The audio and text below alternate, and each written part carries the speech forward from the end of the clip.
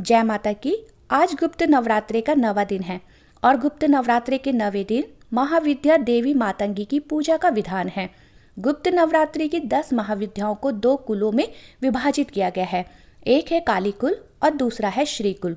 काली कुल में देवी महाकाली, देवी तारा और माँ भुवनेश्वरी आती हैं और श्री कुल में देवी त्रिपुर सुंदरी, देवी त्रिपुर भैरवी, माँ धूमावती, देवी मातंगी, माँ बगलामुखी, माँ कमला और माता छिन्नमस्तिका आती है। 10 महाविद्याओं में 9वीं महाविद्या देवी मातंगी है। वास्तव में देवी मातंगी वैदिक सरस्वती का ही तांत्रिक रूप है, अर्थात यह देवी माँ सरस्वती का ही रूप है। देवी मातंगी कला, संगीत, तंत्र और वचन की देवी है। यह देवी विद्या और वचन की अधिष्ठात्री है। यह एकमात्र ऐसी देवी है जिनके लिए व्रत नहीं रखा जाता है। यह देवी तो केवल मन और वचन से ही तृप्त हो जाती है। देवी मातंगी को किसी भी प्रकार के इंद्रजाल और जादू को काटने की शक्ति प्राप्त है। देवी मातंगी गहरे नीले रंग अर्थात श्याम वर्ण की है और इनके मस्तक पर अर्धचंद्र विराजित है। 3 नशीले नेत्रों वाली यह देवी अमूल्य रत्नों से जड़ित सिंहासन पर विराजमान है और नाना प्रकार के आभूषणों से सुसज्जित है। कुछ स्थानों पर यह देवी कमल के आसन पर और शव पर भी विराजमान रहती है।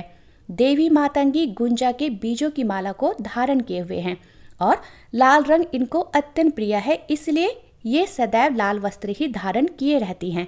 4 भुजाओं वाली यह देवी अपने दाएं हाथों में वीणा और मानव खोपड़ी को धारण किए हुए हैं और अपने बाएं हाथों में खड्ग और अभय मुद्रा को धारण करती हैं।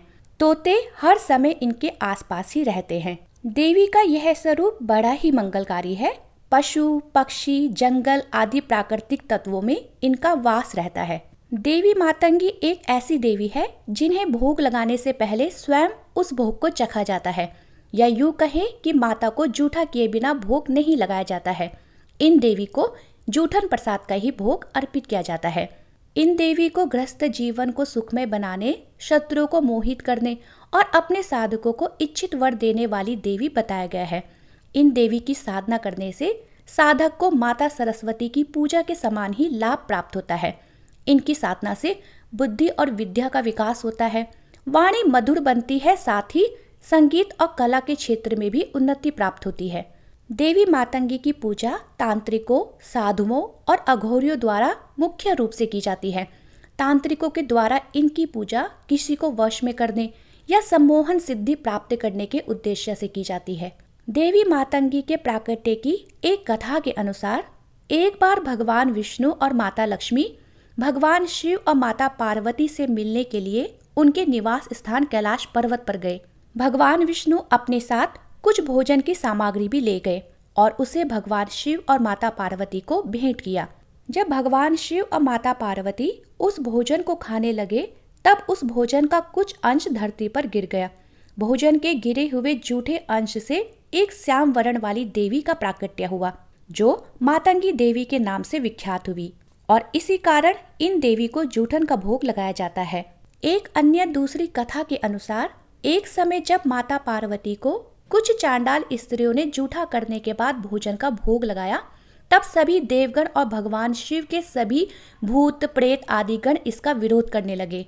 तब माता पार्वती ने चांडाल स्त्रियों के प्रेम और श्रद्धा को देखकर मातंगी का रूप धारण किया और उनके द्वारा चढ़ाई गई जूठन को ग्रहण किया। इसी कारण देवी मातंगी को जूठन का भोग अर्पित किया जाता है। बोलिए माँ मातंगी की जय। कथा समाप्त। भक्तों, वीडियो पसंद आई हो तो वीडियो को लाइक, शेयर और चैनल को सब्सक्राइब करना ना भूलें।